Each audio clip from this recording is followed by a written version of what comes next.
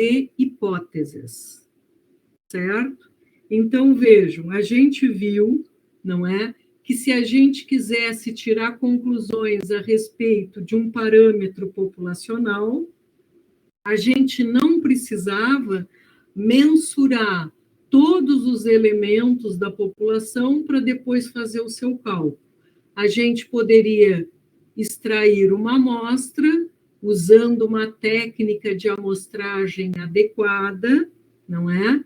E aí, a partir das informações obtidas na amostra, nós poderíamos fazer a inferência dos resultados para toda a população, certo?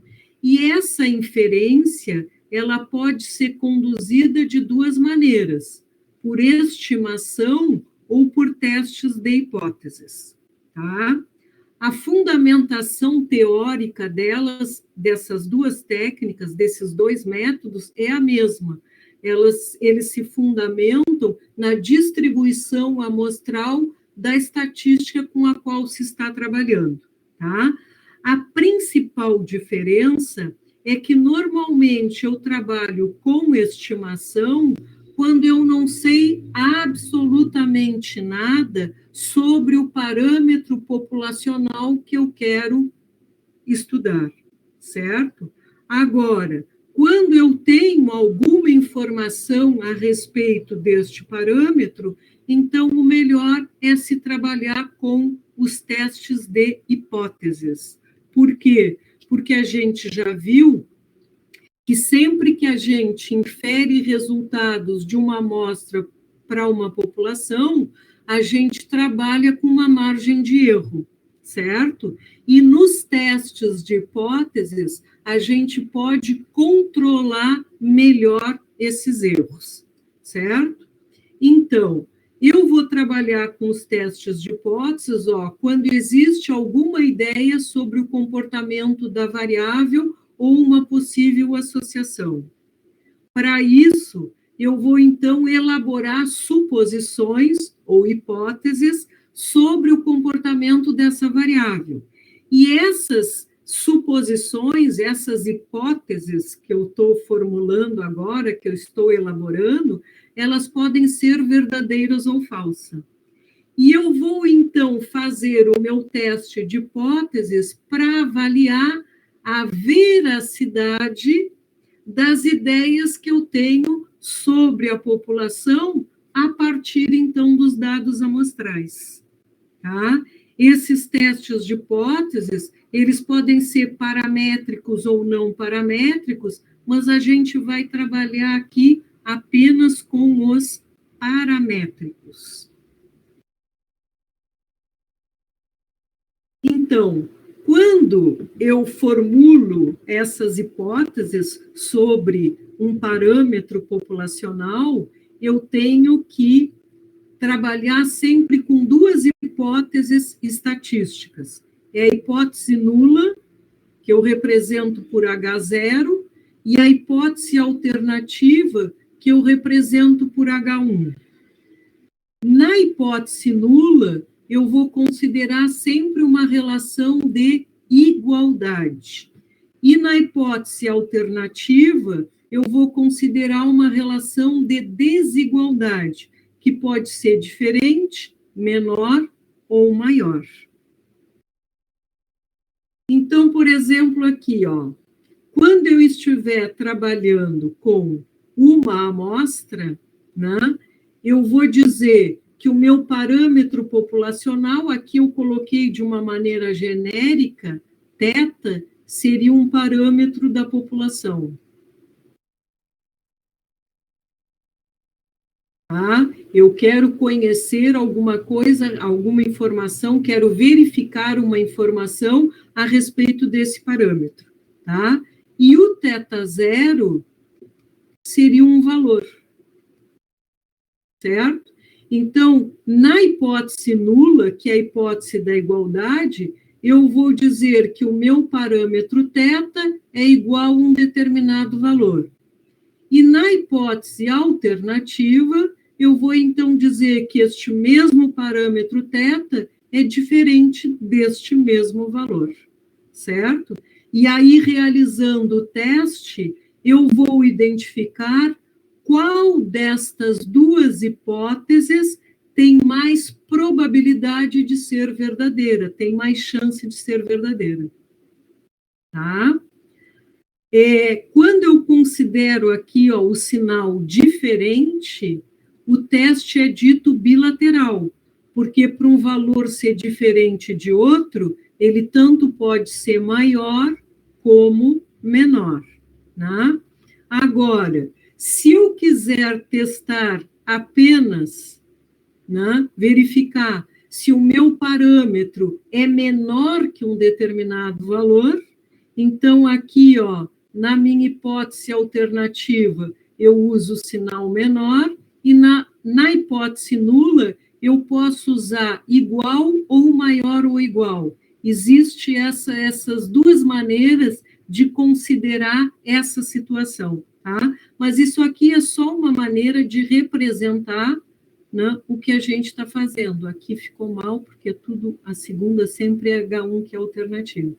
Então, se na minha hipótese alternativa aparecer o sinal maior, então eu quero saber se o meu parâmetro populacional é maior que um determinado valor. Então, na hipótese nula, eu posso considerar igual ou menor ou igual.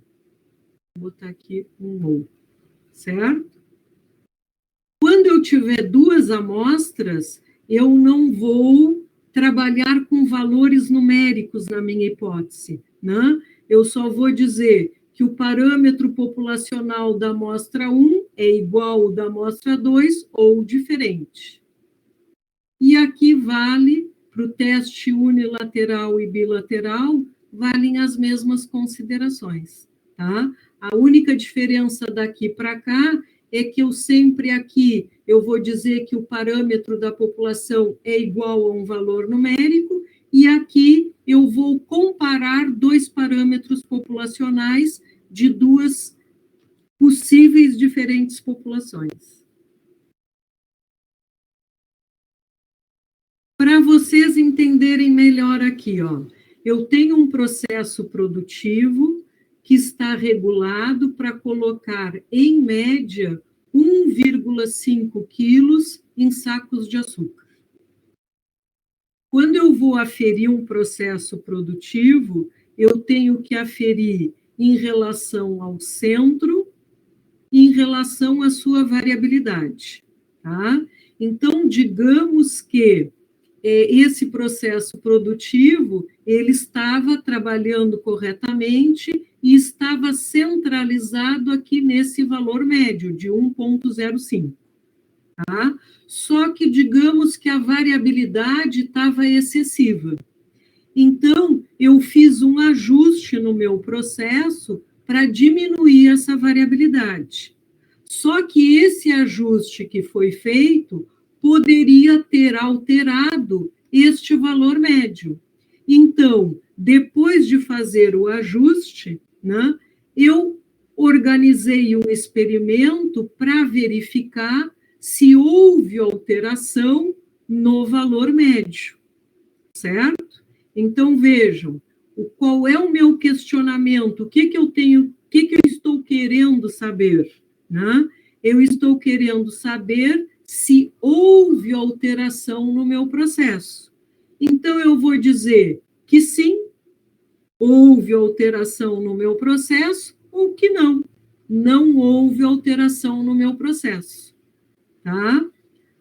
Se houve alteração no meu processo, a sua média, que era 1,05, ficou diferente de 1,05. Se não houve alteração no meu processo, a média, que era 1,05, continua sendo 1,05. Certo? Aí, qual é a minha hipótese nula? Essa aqui que tem a relação de igualdade. E essa outra seria a hipótese alternativa. Tá? É extremamente importante a gente identificar adequadamente qual é a hipótese nula e qual é a hipótese alternativa. Por quê? que a minha decisão vai ter sempre como referência a minha hipótese nula. E aí, se eu não identifico adequadamente, eu vou ter a minha conclusão vai ser exatamente o contrário do que o que deveria ser, tá? Mas vamos aqui, então, um segundo exemplo, ainda para vocês entenderem bem o que são essas hipóteses e como elas são formuladas. Então, aqui nesse outro exemplo, eu tenho uma desconfiança, eu quero saber, né, se o uso do computador facilita a aprendizagem de conteúdos de estatística, certo? Então, eu organizo um experimento formando 2 grupos de alunos, que seriam 2 amostras, né? Num grupo, eu apresento os conteúdos com o auxílio do computador e no outro, sem o auxílio do computador. E aí, depois, eu apresento a mesma prova. Corrijo e encontro as médias desses grupos. Então, digamos que a média do grupo que aprendeu com o computador foi 8. E a média do grupo que atendeu sem o computador foi 7,5. Eu posso dizer que o computador facilita a aprendizagem? Porque essa média foi maior que essa? Não. Por que não? Porque este valor aqui e esse aqui são médias amostrais. Então, esses valores que a gente conseguiu são apenas um entre diversos possíveis, certo? Então, não, 2 não, porque são as 2 amostras, aqui do grupo 1 e do grupo 2, certo? Então, nós teríamos que realizar o teste de hipóteses para verificar se essa diferença aqui pode ser atribuída a essa variabilidade inerente a qualquer processo de amostragem, né? Então, o que eu quero saber? Eu quero saber se o uso do computador facilita a aprendizagem. Se ele facilita a aprendizagem, a média deve ser mais alta, né? Então, as minhas hipóteses seriam: sim, o computador facilita a aprendizagem, e não, o computador não facilita a aprendizagem. Se ele facilita a aprendizagem, a média 1 deve ser maior que a média 2. Se ele não facilita a aprendizagem, a média 1 deve ser menor ou igual que a média 2. Onde é que eu tenho a igualdade? Aqui. Então, essa é a hipótese nula e essa é a hipótese alternativa.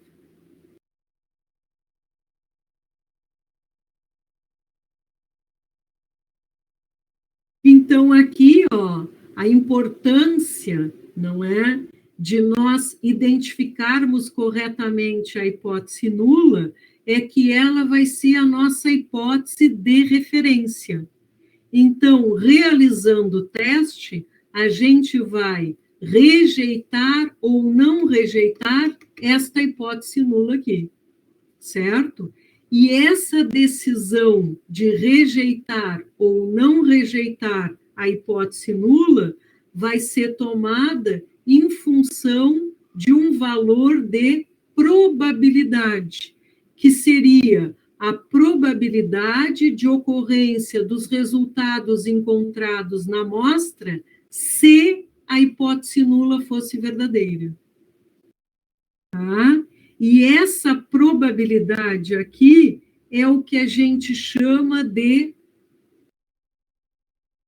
valor P, certo? Aqui tem uma definição bonitinha, digamos assim, de valor P, né? Que diz o seguinte, ó, um valor P é a probabilidade de se obter uma estatística amostral, no mínimo tão extrema como a que resulta dos dados amostrais, na suposição da hipótese nula ser verdadeira, certo?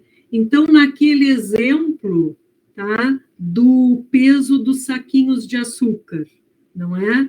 Nós tínhamos que, na hipótese nula, a média era 1,05 quilos, e na hipótese alternativa, a média era diferente de 1,05 quilos, tá? Então, nós calculamos o valor P, que seria a probabilidade de ocorrência das informações que eu obtive na amostra, se a média do processo fosse realmente 1,05, e essa probabilidade deu muito pequenininha. Se ela deu muito pequenininha, a gente vai, então, rejeitar a hipótese nula, tá? A gente vai rejeitar a hipótese nula, então, nós vamos concluir, não é, que a média do nosso processo produtivo modificou. Na verdade, até a gente nem deve dizer isso da maneira que eu disse, que a média modificou, porque essa decisão está sendo tomada em termos de um valor de probabilidade. A gente está optando pela alternativa que teria mais chance de acontecer. Então, o que acontece aqui? A gente diz que a gente encontrou evidências de que a média da população modificou. Essa seria a ideia.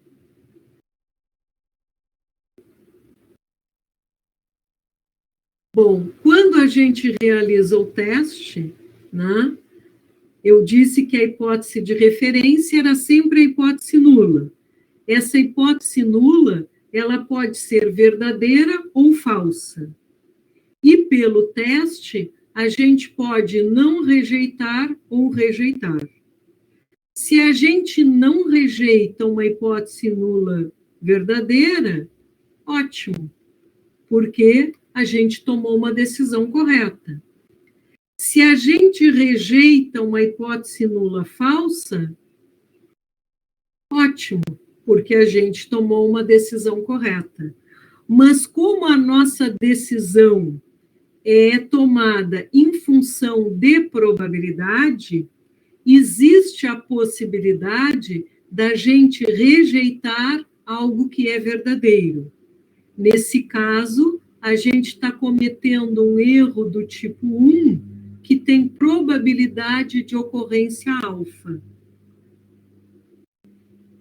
E também existe a probabilidade da gente não rejeitar algo que é falso. Neste caso, a gente está cometendo um erro do tipo 2, que tem probabilidade de ocorrência beta. Por enquanto, está ok?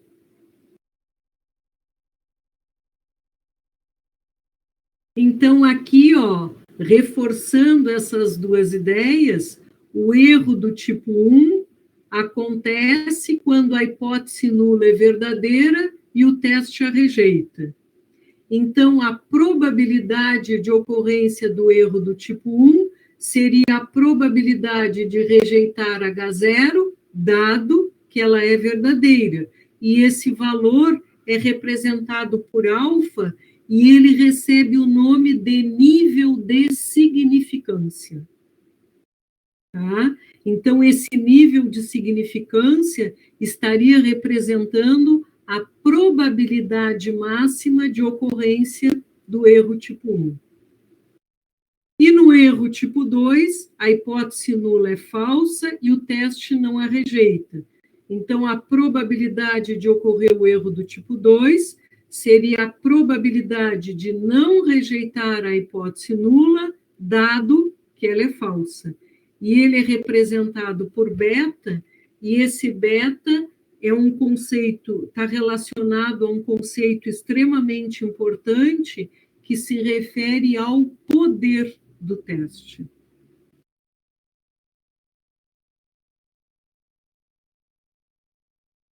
Então, vejam, existem duas maneiras de nós conduzirmos a um teste de hipóteses, tá? Eu vou aqui apresentar para vocês a abordagem valor P, que é um pouco diferente da abordagem que tem nos vídeos do professor Nakamura, que ele trabalha, ele apresenta ali a abordagem clássica de realização dos testes de hipóteses, tá?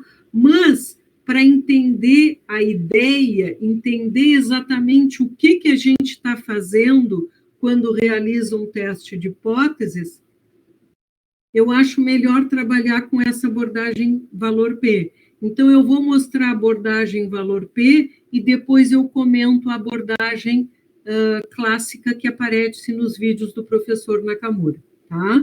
Então, vamos considerar a seguinte situação. Eu estou analisando o tempo de execução de uma tarefa num processo produtivo, tá?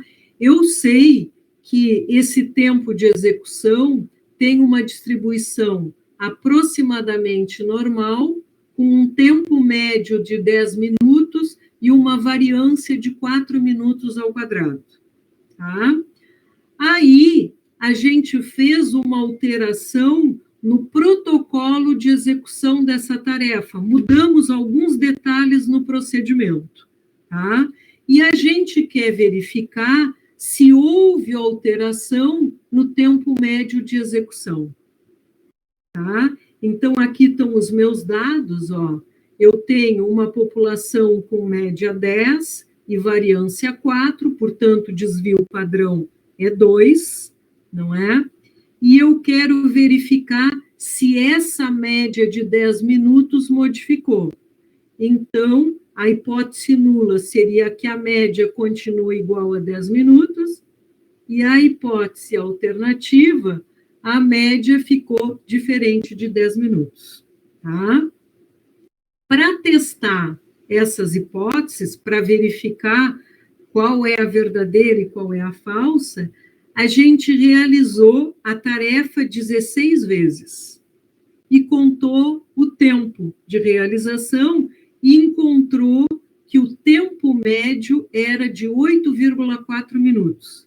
Então, ó, a gente tem a informação que o tempo médio é 10, e na amostra de tamanho 16, o tempo médio foi de 8,4 minutos. Então, ó, eu tenho uma amostra de tamanho 16 com uma média de 8,4 minutos. Aí, o que eu vou fazer? Se eu tivesse uma população com média 10 e variância 4, qual seria a probabilidade da gente encontrar na amostra uma média igual ou menor que 8,4? E na amostra de tamanho 16, né? Então, na verdade, o que eu quero é isso aqui, ó. Encontrar a probabilidade de x barra ser menor do que 8,4. Como é probabilidade de média, eu preciso da média e do desvio padrão dessa distribuição amostral. Então, a gente já sabe que a média das médias é 10 e que o desvio padrão das médias é sigma sobre raiz de n. Então, fica 10 e 0,5, certo? Então, eu tenho aqui, ó, a minha distribuição amostral das médias, com a média 10, o 8,4 ficaria aqui. Eu quero encontrar a probabilidade de x barra ser menor que 8,4, que seria essa área aqui, né? Para encontrar essa área, vocês já sabem como fazer. Eu transformo esse valor em z, fazendo a variável menos a média sobre o desvio, olho na tabela e diminuo de 0,5.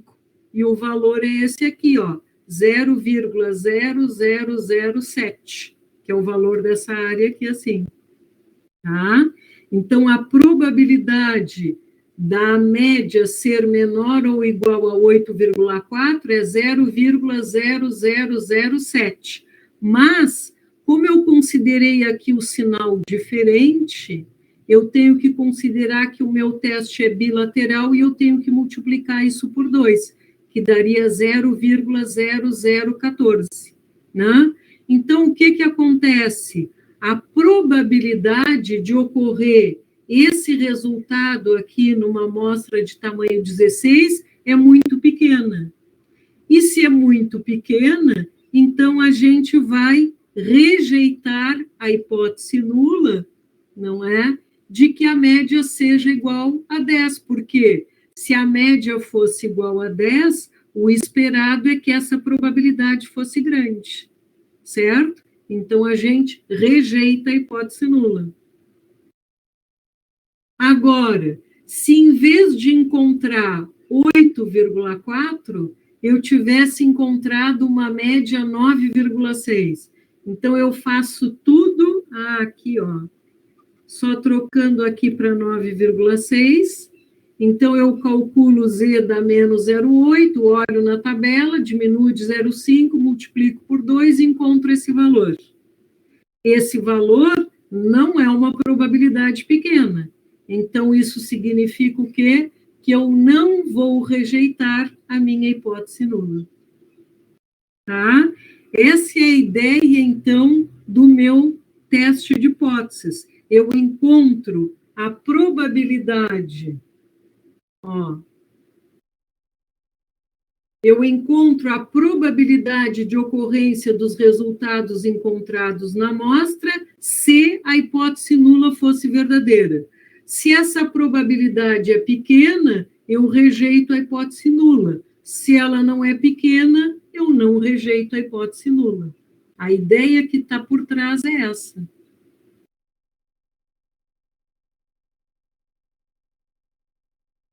E aí, vocês podem ter perguntado, ter ficado pensando assim, ó, sim, eu rejeito se a probabilidade é pequena, e eu não rejeito se a probabilidade não for pequena. Agora, o que é uma probabilidade pequena?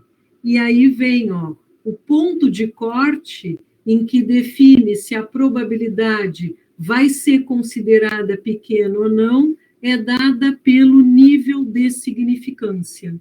Tá? E aí, quem determina o nível de significância é a pessoa que está realizando o teste. Então, dependendo das consequências de eu tomar uma decisão errada, não é? Eu posso aumentar ou diminuir o nível de significância. Só que vejam aqui, ó, eu tenho 2 erros. O alfa, que é o nível de significância, e o beta, que tem relação com o poder do teste. E esses valores, se eu aumento um, eu diminuo o outro. Tá? Eles não somam um, mas se eu aumento um, eu diminuo, eles são inversamente proporcionais. À medida que eu diminuo muito esse aqui, eu aumento esse, né? Porque aqui eu rejeito algo verdadeiro, e aqui eu não rejeito algo falso, tá? Então, normalmente, aqui nos exercícios, a gente vai adotar nível de significância entre 1% e 5%. Tá? Normalmente, certo? E até se vocês olharem livros de estatística que apresentem esses conteúdos, vocês vão ver que fica normalmente em torno disso aqui, o nível de significância, né? Mas aqui, ó, uma observação importante, que aceitar uma hipótese ou outra como verdadeira não significa que ela seja. Apenas que, à luz das observações, é mais razoável aceitar a hipótese como verdadeira do que o contrário.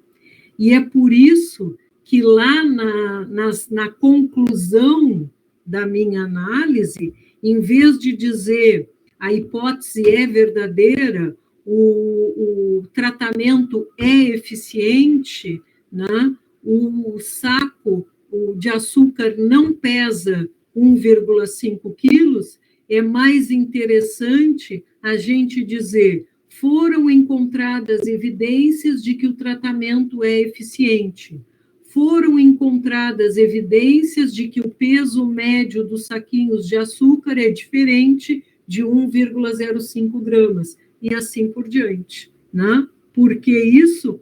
Porque a gente está tomando a decisão fundamentada em probabilidade, não em certeza. Tá? E eu fiz aqui, ó, um pequeno roteiro para se realizar um teste de hipóteses.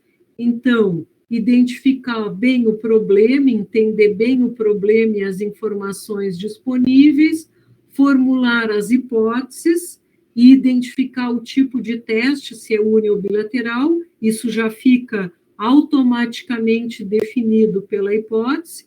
Aí escolher um modelo probabilístico, encontrar a estatística de teste, o respectivo valor P, e tomar a decisão, que seria sempre assim, ó. Se o valor P for menor ou igual a alfa, rejeita a hipótese nula. Se o valor P for maior que alfa, não rejeita a hipótese nula. E essa é a nossa decisão. E a partir dessa decisão, então a gente formula a nossa conclusão.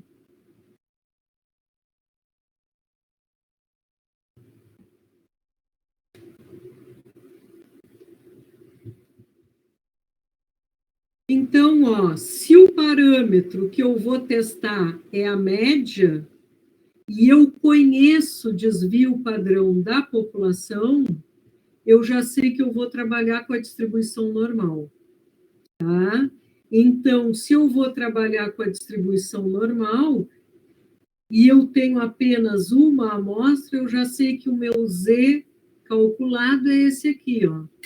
Se vocês observarem, essa é a mesma expressão que foi usada lá na distribuição amostral das médias e que a gente modificou para construir os intervalos de confiança.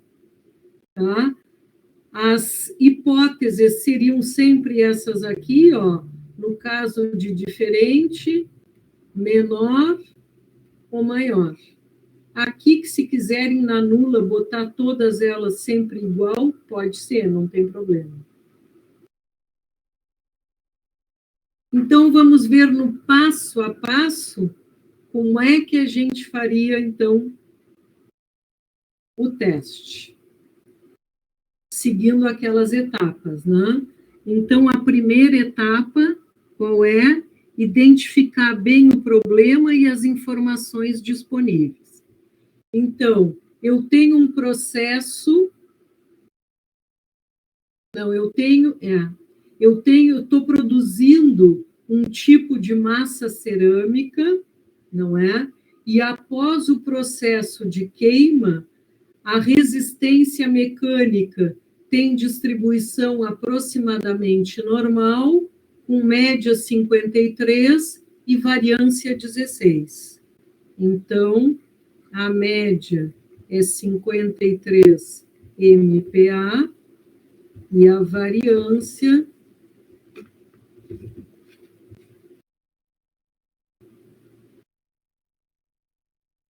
16 MPa ao quadrado. Então, o desvio, 4 MPa.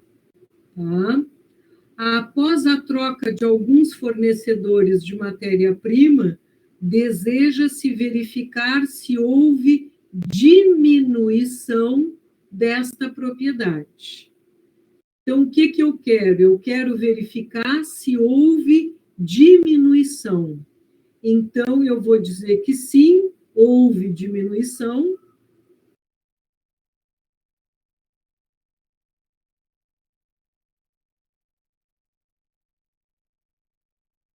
E eu vou dizer que não houve diminuição. Certo? Se houve diminuição da resistência mecânica, a média, que era 53, tem que ter ficado menor que 53 MPa. E se não houve diminuição, a média continua igual a 53 MPa, ou até ficou maior. Tá? Aqui está a minha relação de igualdade, então essa é a minha hipótese nula, e essa outra seria a minha hipótese alternativa.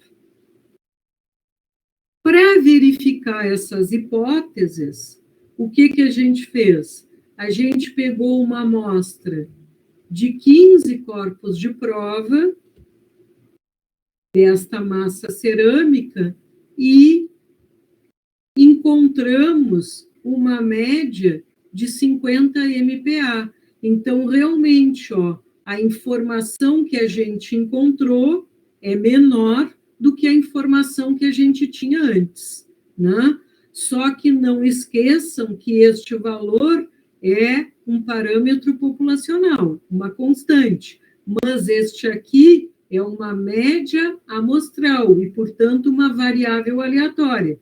Se a gente tirasse uma outra amostra de tamanho 15, esse resultado poderia ser diferente, certo?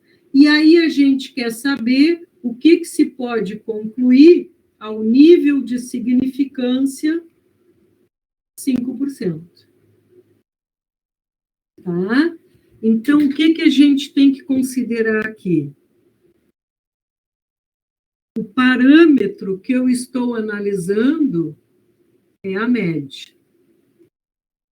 Eu estou trabalhando com uma amostra e o desvio padrão da população é conhecido.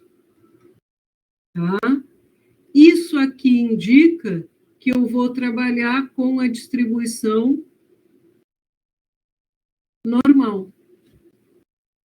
Certo? Então, se eu vou trabalhar com a distribuição normal, eu vou ter que encontrar o meu Z calculado, que seria o x barra menos o M0 sobre sigma sobre raiz de n.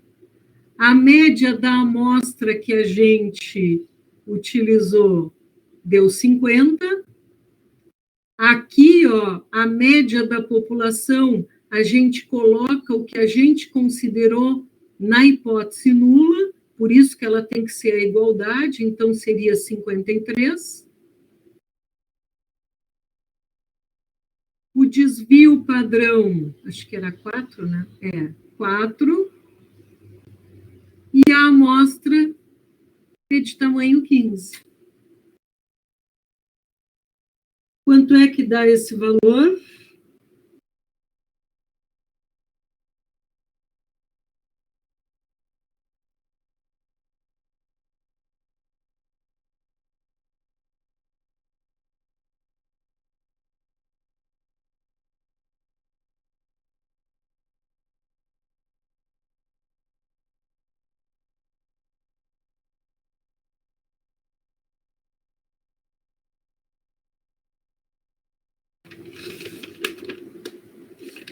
Não tinha feito isso aqui, peraí.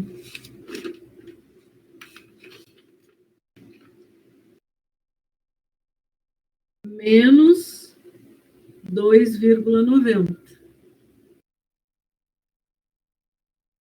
Então, eu tenho que calcular essa área aqui, Isso aqui vai ser o meu valor P, porque aqui o teste é unilateral, só interessa os valores menores, né? Então, o que eu faço? Eu pego esse valor e vou olhar na tabela.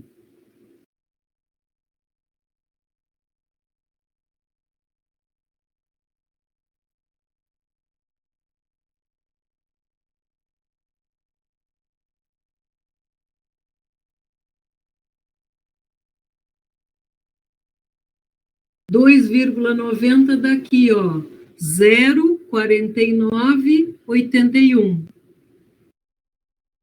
Então, voltamos para cá.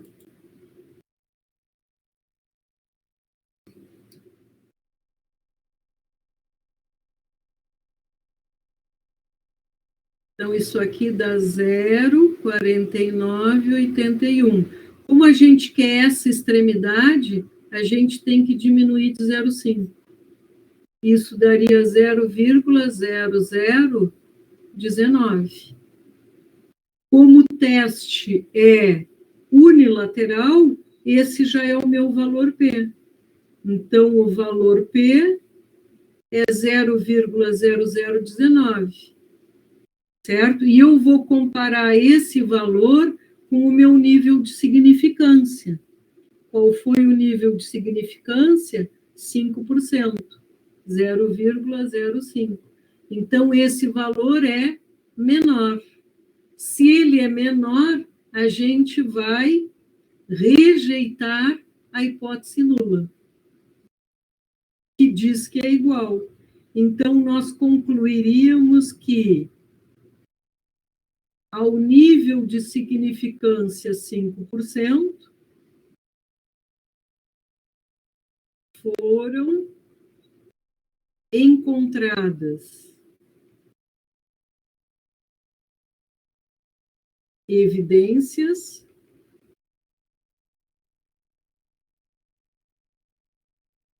de que,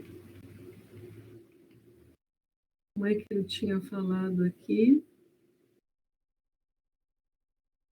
A resistência mecânica média diminuiu.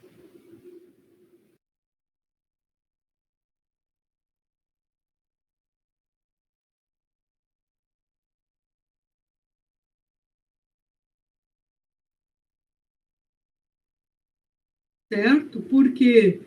Porque a probabilidade da gente encontrar essa média 50 numa amostra de tamanho 16, se a média da população fosse 53, é muito pequena.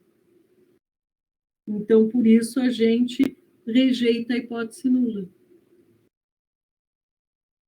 Tá? Então, essa é a ideia do teste de hipóteses baseado na abordagem clássica. Na abordagem clássica, não, na abordagem valor P. Se eu fosse fazer a abordagem clássica, esses dois itens aqui, ó, que eu marquei em vermelho, que mudariam. Porque aí, ó, a parte inicial, até o cálculo da estatística de teste, é exatamente o mesmo. Só aqui, ó, em vez de calcular o valor P, a gente pega a distribuição de probabilidade que a gente está trabalhando, né, no caso seria a distribuição normal, e essa parte aqui, ó, que fica entre a curva e o eixo, que representa a probabilidade, a gente vai dividir em região de não rejeição e região de rejeição, tá? E o valor numérico da região de rejeição é igual ao nível de significância. Então, por exemplo, se na hipótese alternativa eu tenho sinal diferente, o teste é bilateral, e eu tenho que marcar a região de rejeição nas duas extremidades da curva. Tá? Que na região de rejeição eu tenho que ter probabilidades pequenas, né? Para rejeitar a hipótese nula. Então, por isso que elas ficam aqui na extremidade. Se na hipótese alternativa eu tiver o sinal menor, ele é unilateral inferior. E aí toda a região de rejeição se concentra desse lado. E se na hipótese alternativa eu tiver o sinal maior, aí toda a região de rejeição se concentra aqui.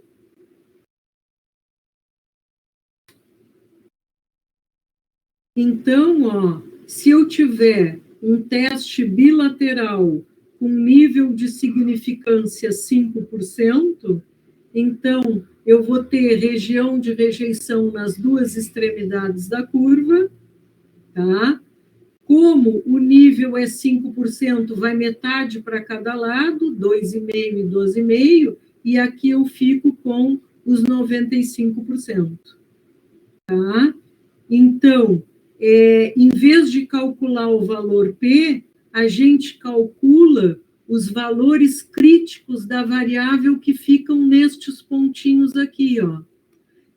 Seriam os pontos de divisão entre a região de rejeição e região de aceitação. Então, se aqui, o jeito de encontrar esses valores seria o mesmo jeito do intervalo de confiança quando o gama é 95%. Então, isso daria 1,96 e aqui menos 1,96, certo? E aí, nesse caso, a gente pegaria o nosso Z calculado ali pela fórmula, que representa os dados amostrais, e ver onde é que ele fica, se ele cai aqui, se ele cai aqui, ou se ele cai aqui. E, em função dessa divisão, a gente define se rejeita ou aceita a hipótese nula. Se ele for unilateral superior, os 5% fica aqui e eu só tenho um Z crítico. Né? E aqui, no caso, a maneira de encontrar seria por um gama de 90%. Porque aí, dividindo por 2, seria 5 para cada lado. E a mesma coisa aqui, ó, unilateral inferior é a mesma coisa, só que fica desse lado aqui. A única diferença é que aqui o Z é positivo e aqui ele é negativo. Mas o jeito de fazer é exatamente o mesmo anterior, né? O Nakamura tem ali nos vídeos a resolução de 3 exemplos, usando essa abordagem clássica. O primeiro para teste bilateral, depois tem unilateral superior e depois unilateral inferior. Tem todo o passo a passo ali bem explicadinho pela abordagem clássica. Mas vocês podem fazer tanto pela abordagem valor P, como pela abordagem clássica. Aí vocês veem o que vocês gostam mais, né? Na prática, em artigos científicos e etc., a gente trabalha sempre com abordagem valor P. Até porque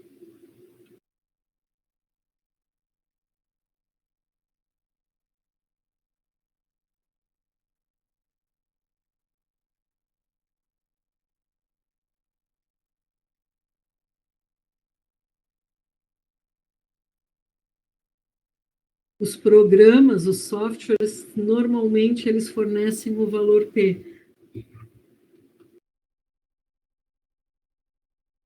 Ó, então, aqui, ó, se eu fosse aqui pelo R, tá?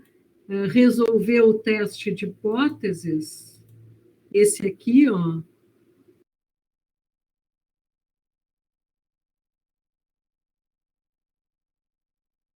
esse aqui, ó, tá?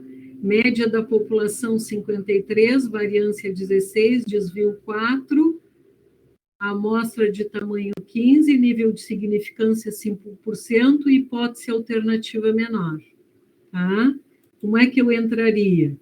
Primeiro, eu vou usar essa biblioteca, a mesma dos intervalos de confiança, que é o Teaching Demos, certo?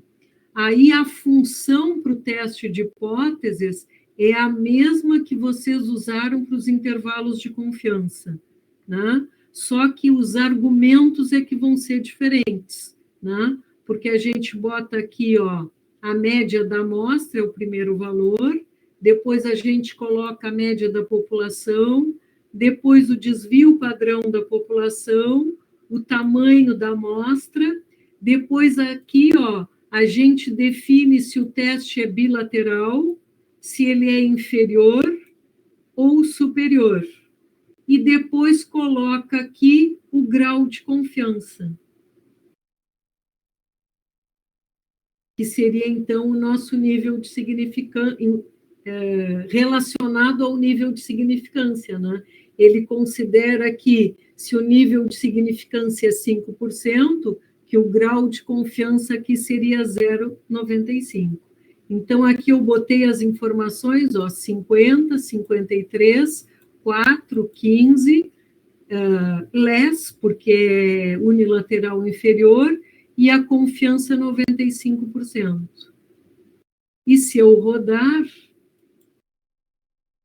Ah, eu não carreguei a biblioteca.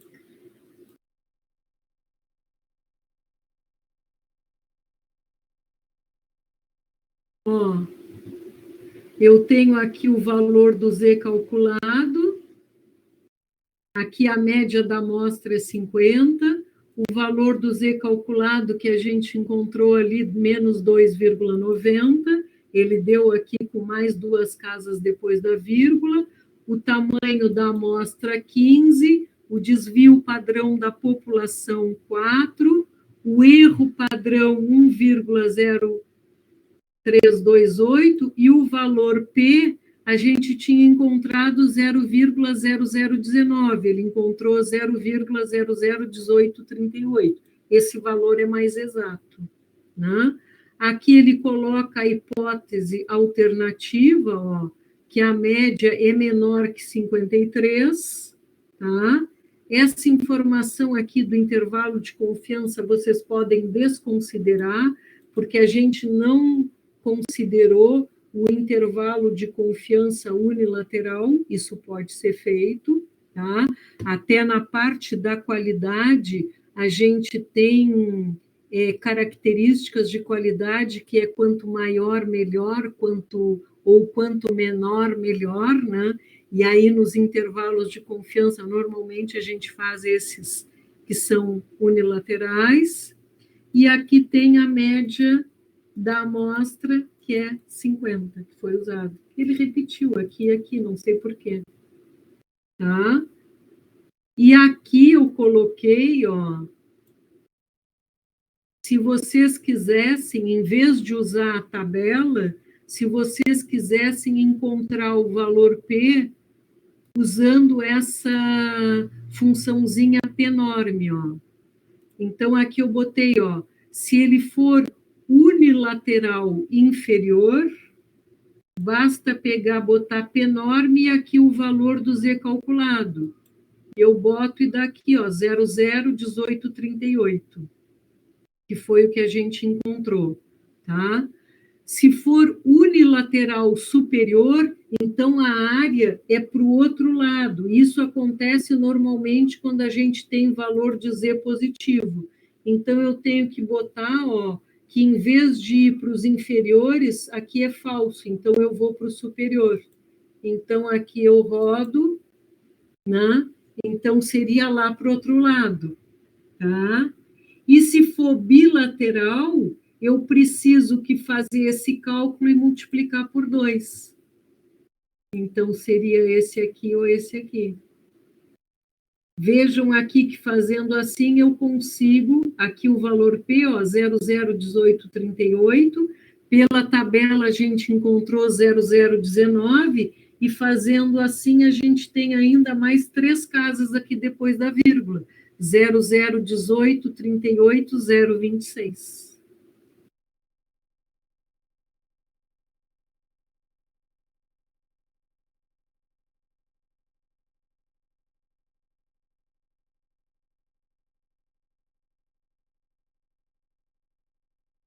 E aí, aqui a situação seria a mesma, né, em relação ao modelo teórico, certo?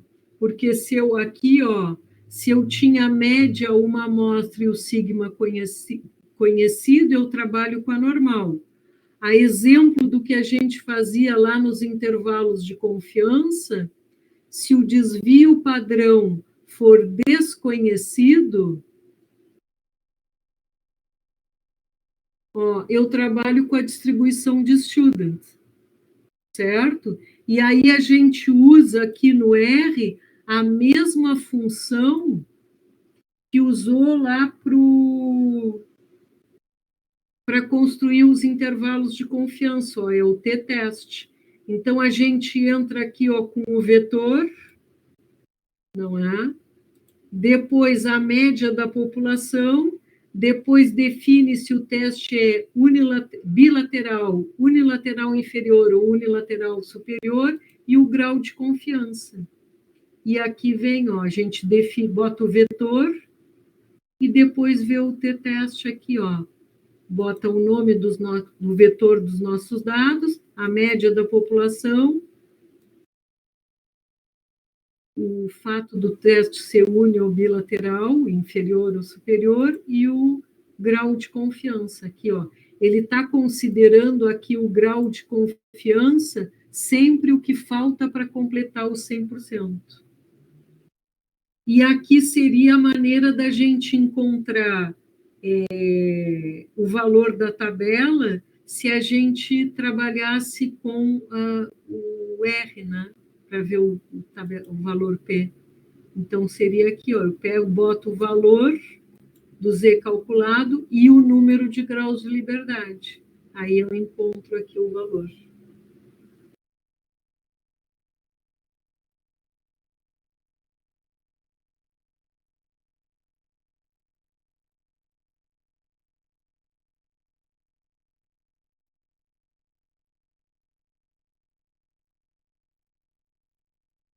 E eu coloquei aqui também sobre proporção, que é a mesma coisa, ó, as hipóteses nula e alternativa, o Z calculado é a mesma fórmula, aquela que a gente usou lá na distribuição amostral, né? Só que eu descobri que aqui os testes de hipóteses para proporção, ele não trabalha com a distribuição normal, ele trabalha com a distribuição Q², que a gente não estudou, tá? Mas aqui, ó, ele usa o teste da proporção, o R trabalha com a distribuição Q². Acho que por isso também tem aquelas divergências em relação ao intervalo de confiança. Eu até depois vou ver essa distribuição Q² lá nos intervalos de confiança para ver se é essa diferença. Que não sei se vocês lembram que dava uma diferencinha, né?